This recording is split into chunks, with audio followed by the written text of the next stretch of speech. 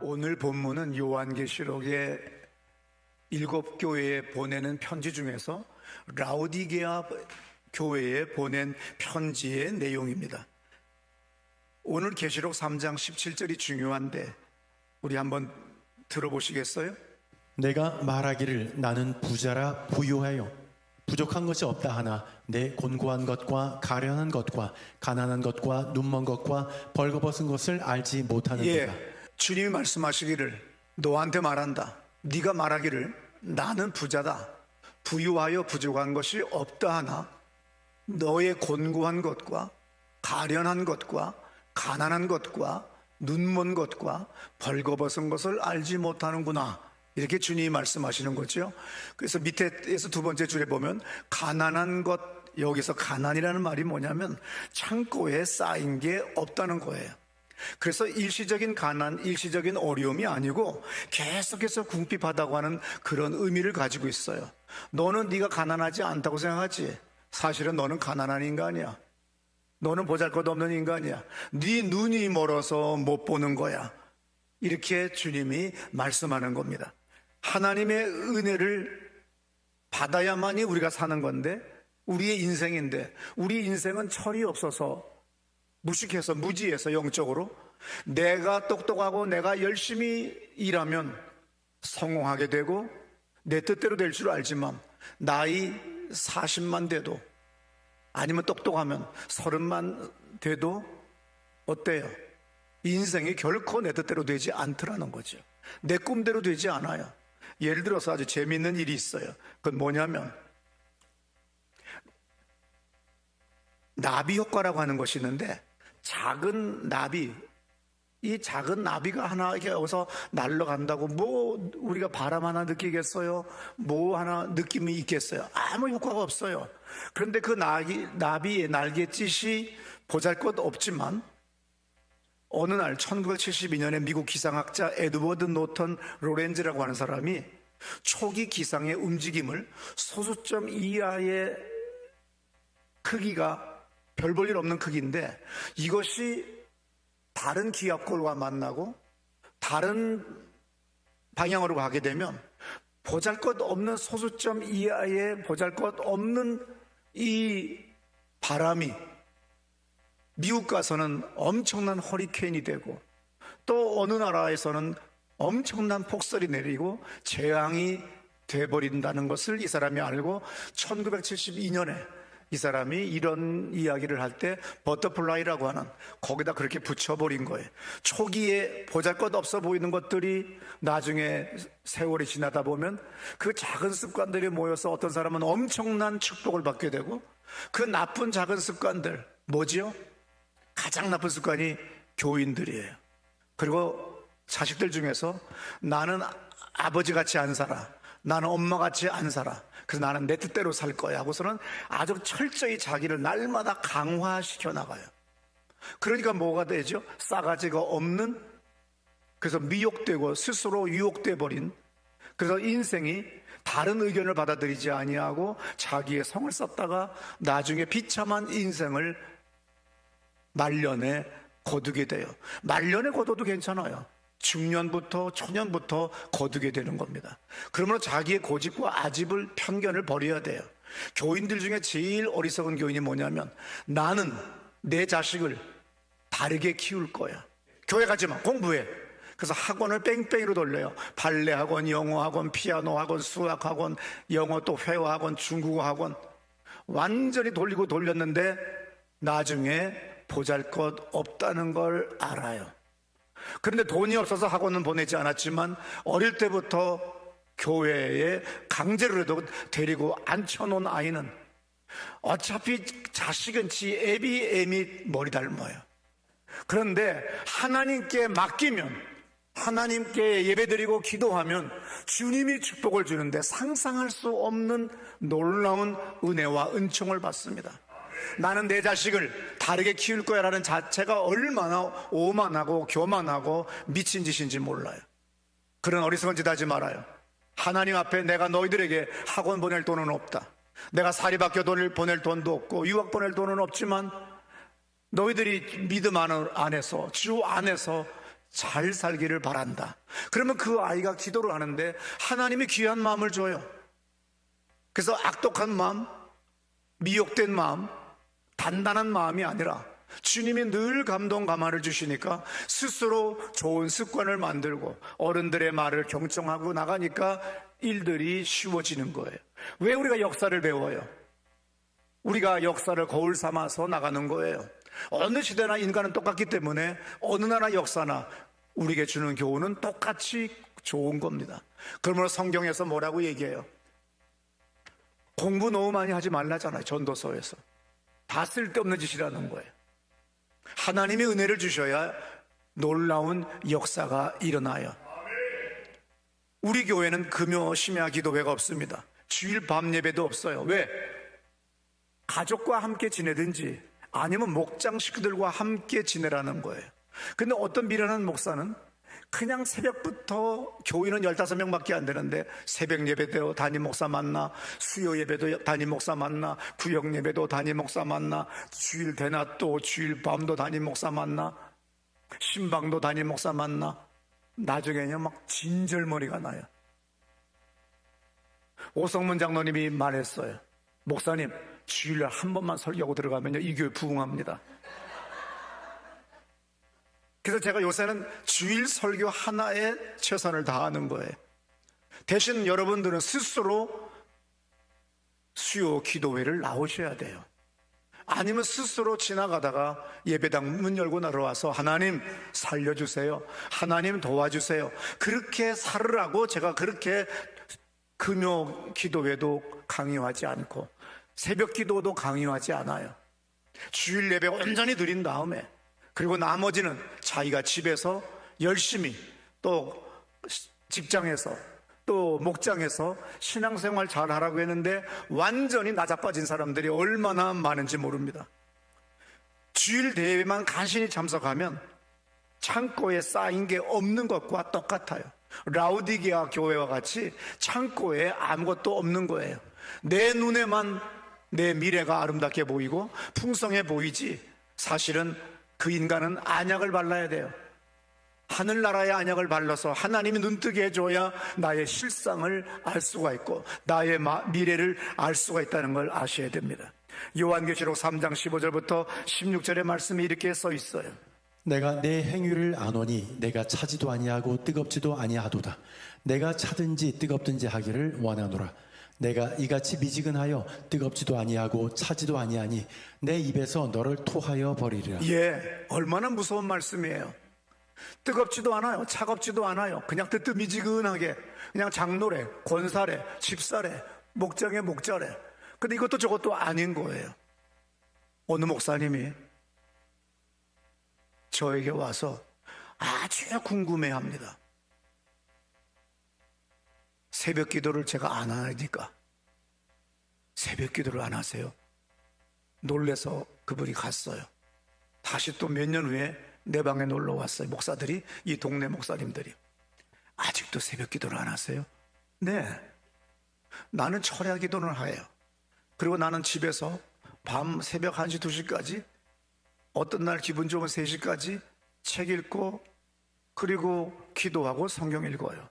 그렇기 때문에 나는 새벽 기도 대신 철야를 하고 또 코로나 이전까지 우리 교회는 지난 30년간 난 철야했기 때문에 새벽 기도 나온다는 자체가 습관적이 돼버리고 위선적이 되고 진실성이 없어요. 그래서 나는 밤을 새워 기도합니다. 그래서 지난번에 오더니 아직도 새벽 기도 안 하세요? 네. 근데 부흥되세요? 그러길래 제가 물었죠. 그 목사님은 부흥되세요? 아니요. 멀끔해져가지고 갔어요. 그냥 종교적으로 하는 거예요. 하나를 하더라도 최선을 다해야 되는데 그냥 모든 것들이 다 습관적으로 타성에 젖어 있어요. 노래도 못하는 것이 꼭 뭐라고 하는지 하면 하나님은 너를 지키시는 전 네. 그냥 바깥에서 들으면요 이 사람 타령 같은 찬송가만 들려요. 네, 그래서 그 교회 목사들한테 갑니다. 부흥회 할 때 다음부터 교인들 중에 노래 잘하는 사람 많아요. 그분들을 보고 도와달라고 하면 얼마나 기쁘게 잘하겠어요. 왜 그렇게 입을 갖다 대고 그렇게 노래 갖다가 아버지여, 이 죄인도 구원받을 수 있나요? 다 갑니다. 당신이 입을 벌리지 말아야 돼요. 당신 차례만 나와서 떠들고 들어가. 그리고 주님께 간절히 기도해. 주어진 시간에 최선을 다해. 그러면 놀라운 효과가 일어나. 쓸데없이 그냥 잔뜩 예배만 드렸으니 교인들이 가족과의 시간도 없고 목장과의 시간도 없고 아무것도 없잖아. 성경에 언제 주일날 모이라고 써 있어? 왜 모이라고 써 있어? 안식일은 거룩히 지키라고 했어요. 그렇다고 해서 내가 여러분 수요 예배, 저녁 새벽 예배 나오지 말라는 거 아닙니다. 건강하고 기회가 있고 주님이 감동 주시면 나오셔야 돼요. 근데 체질이 다 달라요. 나는 수십 년을 50년을 넘게 나는 철야 기도를 한 사람이기 때문에 위선적으로 거짓같이 나와서 기도하고 들어가서 다시 자빠져 자는 그런 짓은 안 하겠다는 거예요. 그러나 여러분들은 주님이 주신 그 체질, 주님이 주신 그 감동이 있기 때문에 그 시간에 기도하러 나오셔야 됩니다. 요한계시록 3장 18절에 보면 이런 말씀이 있죠. 내가 너를 권하노니 내게서 불로 연단한 금을 사서 부유하게 하고 흰옷을 사서 입어 벌거벗은 수치를 보이지 않게 하고 안약을 사서 눈에 발라보게 하라. 예, 너는 눈이 멀어서 너는 가난한지도 모르고 너는 지금 명품 들고 다니니까 대단히 또 잘난 줄 알고 영원할 줄 알지만 아니야. 안약을 사서 네 눈에다 넣어봐. 그럼 너의 처지를, 너의 꼬라지를 알 수가 있어 하고 이야기하는 거예요. 그러니 차갑든지 뜨겁든지 둘 중에 하나가 돼야 되지, 뜨뜻미지근한 짓 하지 마. 그럼 토해버릴 수밖에 없는 존재야. 새벽 기도를 철저히 하든지 철야 기도회를 철저히 하든지 수요 기도회를 철저히 하든지 뭔가 철저히 해.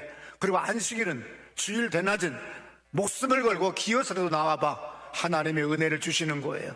머리도 나쁜 것이 이것도 저것도 아니니까 하나님 앞에 토해질 수밖에 없는 존재가 되어버린다는 겁니다. 임기응변식으로 살지 말라고 왓츠만이라고 하는 분이 말한 적이 있어요. 공부도 계속 쌓아나가는 거예요. 여기 학생들도 있지만 들을 게 다 있어요. 수학, 오늘의 이 수학은 다음날 배워야 될 것들의 기초가 되는 거예요. 우리가 양수, 음수, 절대로 초등학교 저학년 때는 작은 수에서 큰 수 뺄 수 없지만 고학년 되니까 작은 수에서도 큰 수를 뺄 수 있어요. 그래서 음수, 양수의 사칙을 공부하게 돼요. 그 다음에 뭘 배워야 돼요? 함수도 배워요. 방정식도 배워요. 2차 방정식도 배워요. 3차 방정식도 배워요. 계속 나가는데 뭐예요? 다 수학의 다음 단계의 기초예요. 그러므로 하루아침에 되는 게 아니에요. 초등학교 때는 임기응변식으로 될 수 있어요. 영어도 될 수 있지만 아닙니다. 적어도 하루에 100개나 50개의 영어 수고 아니면 구동사 정도는 외워야 나중에 인생 살아가는데 편안해지는 거예요. 처음에는 임기응변식으로 살아갈 수 있지만 창고에 쌓아놓은 것이 없어서 중학교만 가도 고등학교만 가도 성적이 달라져요. 여러분, 창고에 쌓아놓은 것이 없다고 하는 거, 이것은 아주 중요한 겁니다. 학업도 지식도 축적돼야 돼요. 영적인 불을 우리도 축적을 해야 됩니다. 기도를 축적해야 돼요. 마가복음 9장 25절부터의 말씀 들어보세요. 예수께서 무리가 달려와 모이는 것을 보시고 그 더러운 귀신을 꾸짖어 이르시되 말 못하고 못 듣는 귀신아, 내가 네게 명하노니 그 아이에게서 나오고 다시 들어가지 말라 하시매 귀신이 소리 지르며 아이로 심히 경련을 일으키게 하고 나가니 그 아이가 죽은 것 같이 되어 많은 사람이 말하기를 죽었다 하나 예수께서 그 손을 잡아 일으키시니 이에 일어서니라. 집에 들어가심에 제자들이 조용히 묻자오되 우리는 어찌하여 능히 그 귀신을 쫓아내지 못하였나이까? 중요한 것은 그 다음 절에 뭐라고 써야 되냐면 기도와 또 다른 성경 번역본에는 금식 외에는 이런 이유가 나갈 수 없다. 제자들이 열심히 귀신 들려서 쓰러져서 난동을 부리는 아이 때문에 마음 아파하는 그 아버지의 부탁 때문이었는지 제자들이 그렇게 들러붙어서 기도를 했건만 아무 역사가 일어나질 않아요. 그때 산에서 내려오던 예수님이 너희들 뭐하냐 했더니 이 아이는 불 속에도 뛰어들어가고 물 속에도 뛰어들어가고 이렇게 엎어져서 배고픔을 물고 이렇게 난동을 부립니다. 그랬더니 내가 언제까지 너희와 함께 있어야 되겠느냐 탄식하시면서 그 귀신을 추방하고 그 쓰러져 있는 아이의 손을 잡아 일으키는 장면이 나옵니다. 얼마나 제자들이 창피했던지 거기서는 질문할 수 없고 집에 와서 종용이 묻자오되 왜 우리는 기도하면 능력이 나타나고 주님은 그렇게 단번에 고칠 수 있어요? 이런 이유는 기도와 금식 외에는 나타나지 않는다. 이것을 와치만니는 이렇게 말합니다. 기도도 축적이 돼야 된다. 은혜도 축적이 돼야 된다. 예배도 축적이 돼야 된다. 모든 것들이 쌓아졌을 때, 그 다음에 때가 됐을 때 하나님의 시간에 하나님의 놀라운 축복이 임하는데, 예배도 시원찮게, 기도도 시원찮게, 바쁘면 안 나오고 할 일 없고 퇴직당하면 나오고, 그것이 아니라 젊을 달 힘 다해서 최선을 다하여 기도하면 기도가 축적이 돼요. 언제 어디서나 역사가 일어나는 겁니다. 많은 사람들이 착각하는 건 교회 가자 이렇게 얘기하면 30년 전이나 50년 전이나 지금이나 늘 뭐라고 말하죠? 대학에 합격하면 가겠습니다. 내가 원하는 어느 대학교에 합격하면 가겠습니다. 주님이 그 대학 배지 보고 놀자 빠지시는 분 아니세요. 여러분의 학력을 보고 놀라시는 분 아니세요. 제가 행정고시 준비하고 있습니다. 제가 사법고시 준비하고 있습니다. 이거 합격한 다음에 나가겠습니다. 또 어떤 사람한테 또 물으면 제가 취업 준비하거든요. 취업되면 나가겠습니다. 제가 성공하고 자리 좀 잡으면 나가겠습니다. 핑계 대지 마세요. 그저 주님이 우리에게 요구하는 게 뭡니까? 가난한 마음이에요. 주님이 우리의 돈, 학력 원하지 않아요. 우리 돈 필요하지 않아요. 우리의 있는 모습 그대로를 원하세요. 우리를 구원하고 우리를 자녀 삼아 주셨는데, 우리가 어리석게도 육신의 정욕과 안목의 정욕과 이생의 자랑을 쫓아가기 때문에 주님이 계속 문 밖에서 문을 두드리시는 겁니다. 오늘 라우디게아 교회에 하신 말씀들은 다 유명한 말씀이잖아요. 네가 차지도 뜨겁지도 않구나. 네가 부자라고 하지만 부자 아니야. 너는 가난해. 창고에 쌓인 게 없어. 안약을 사서 발라. 너 흰옷 사서 입어. 너는 옷도 안 입은 거야. 그러면서 내가 문 밖에서 문을 두드리노니 문을 열면 내가 들어가서 너와 함께 할 거다. 이때 그 그림이 유명한 그림인데, 바깥에 손잡이가 없어요. 안에서 열어야 돼요. 내가 주님께 만문을 열어서 주님을 영접해야 주님이 오시는 거예요. 귀신은 지 마음대로 우리의 인생에 개입하고 우리 인생을 덮치지만, 주님은 인격자이시기 때문에 내가 만문을 열고 내가 그분을 환영해야 돼요. 우리 집안의 주인은 주님이십니다. 이 교회의 머리는 주님이십니다. 내 인생의, 이 세상의 주님은 오직 하나님밖에 없습니다고 하는 이 고백이 있을 때 하나님께서는 우리 안에 들어오신다는 거예요. 하나님은 아쉬운 게 없어요. 하나님은 돈이 중요하지도 않아요. 여러분들의 직책 중요하지 않아요. 그까지 어떤 직책도 주님은 한 번에 무너뜨릴 수가 있습니다. 시편 51편 17절 이런 말씀이 있죠. 하나님께서 구하시는 제사는 상한 심령이라 하나님께여 상하고 통회하는 마음을 주께서. 하나님은 뭘 기뻐해요? 상한 심령이에요. 가난한 마음이에요. 그래서 우리가 어렵고 힘들고 정말 가진 것도 없지만 내가 주님 앞에 하나님으로 인정하고 예배하러 섬기러 왔습니다. 이렇게 할 때 아버지 하나님은 기뻐하세요. 여러분의 그 모든 지위라고 하는 것 얼마나 알량해요. 마태복음 5장 1절부터 들어보세요. 예수께서 무리를 보시고 산에 올라가 앉으시니 제자들이 나아온지라 입을 열어 가르쳐 이르시되 심령이 가난한 자는 복이 있나니 천국이 그들의 것이며 애통하는 자는 복이 있나니 그들이 위로를 받을 것이며. 오늘 주님은 우리에게 원하는 건 상한 심령, 가난함, 부족하지만 그냥 나와 앉아서 아버지 하나님 도와주세요 하는 이 가난한 마음을 기뻐하신다는 거예요. 예배와 기도에 한 번만 나오는 그런 인생 되지 말고 거룩한 영적 습관을 한번 키워보세요. 지금이 봄이기 때문에 지금이 씨를 뿌릴 시간입니다. 가을에 가서 10월이나 11월에 가서는 뭘 심을 게 있어요? 유일하게 심을 건 콩나물과 시금치밖에 나올 게 없어요. 정말 우리는 밤, 사과, 그 엄청난 배, 잣을 먹으려면 3년 전, 5년 전, 아니면 이른 봄부터 그 맛있는 쌀밥을 먹으려면 이른 봄부터 우리는 나서듯이 오늘 이 봄에 거룩한 습관을 만들어야 돼요. 예배당에 한 번이라도 더 나오자. 내가 작년보다 10번은 더 나오자. 예배당에서 하나님과 내가 독대하는 시간을 한번 가져보는 거예요. 청산유수로 기도할 수는 없지만 내가 조용히 앉았다가 가는 겁니다. 말씀 읽는 걸 한번 10분만 더 늘려보세요. 인생이 달라집니다. 밤마다 주께서 나를 교훈하시도다. 시편의 고백과 같이 정말 주님이 나에게 날마다 교훈해 주시는 걸 들을 수가 있어요. 한번 헌금을 10%만 더 늘려보세요.